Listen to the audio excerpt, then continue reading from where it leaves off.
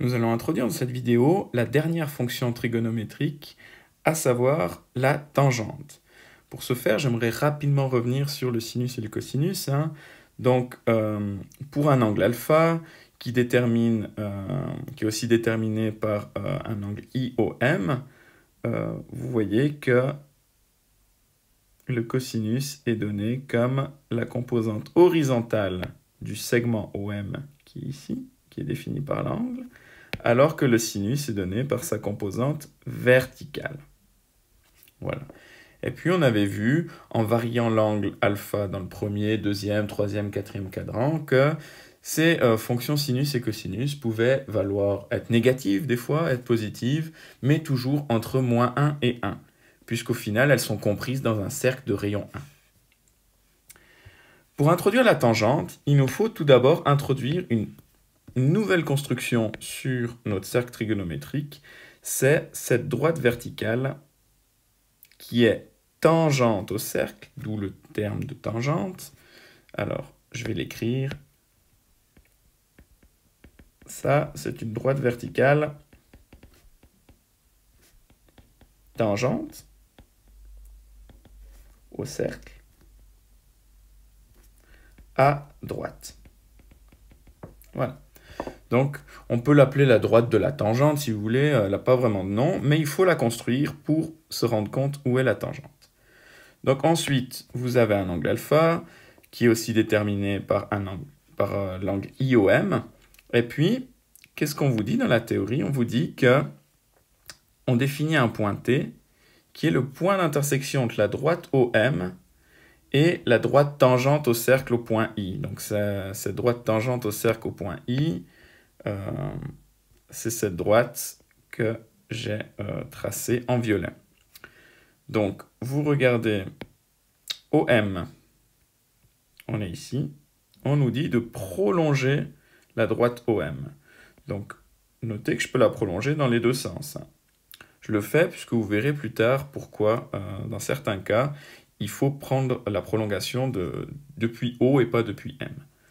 Ensuite, il y a un point d'intersection entre ces deux droites, ici, qui forme un point T, T comme tangente.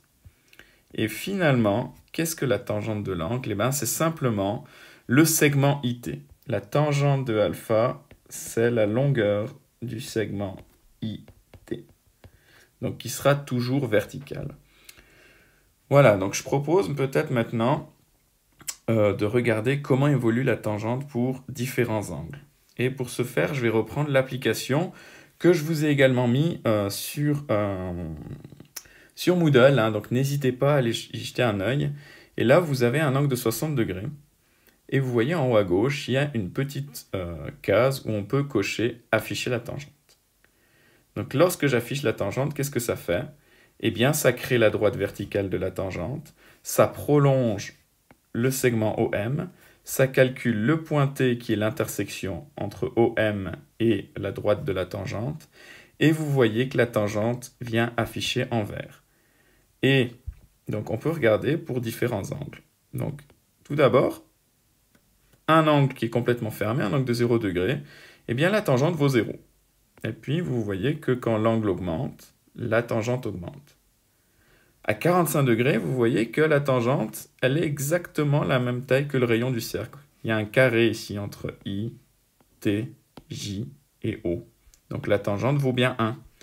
Lorsqu'on passe au-dessus, la tangente augmente. Et vous voyez une propriété intéressante de la tangente. Bien, plus on se rapproche de l'angle droit, plus la tangente devient grande. Et puis, si on arrive exactement à un angle droit, qu'est-ce qui se passe? Eh bien, lorsqu'on a un angle droit, vous voyez que le segment OM, il est vertical. Donc, il est parallèle à la droite de la tangente. Où est-ce que deux droites parallèles vont se rencontrer? Eh bien, jamais. Donc, que vaut la tangente? Vous voyez que mon programme nous dit point d'interrogation. En fait, elle n'existe pas. On verra ça un peu plus tard en détail, peut-être, en troisième année notamment, mais elle n'existe pas. Ensuite, on peut se demander, lorsqu'on passe dans le deuxième cadran, Eh bien, vous voyez, quand on passe dans le deuxième quadrant, c'est ce que je vous disais tout à l'heure, OM. Si on prolonge OM du côté de M, eh bien, on ne va jamais croiser la droite de la tangente qui est à droite. Donc, on prolonge plutôt du côté de O. Et ça va nous donner, là, en l'occurrence, une tangente qui est très petite, mais prenons peut-être un angle plus, voilà, 45 degrés. Eh bien, vous voyez que la tangente est négative. Elle vaut moins 1, par exemple. Donc, je vous laisserai peut-être regarder par vous-même. Je vous encourage vraiment à utiliser cet outil, notamment dans les exercices, pour toujours un peu vérifier visuellement que vous compreniez ce que vous faites. Voilà, donc, nous allons arrêter là la vidéo. Dans une prochaine vidéo, on va rapidement voir les propriétés des tangentes, des sinus, cosinus, tangentes, deux propriétés principales qui sont ici.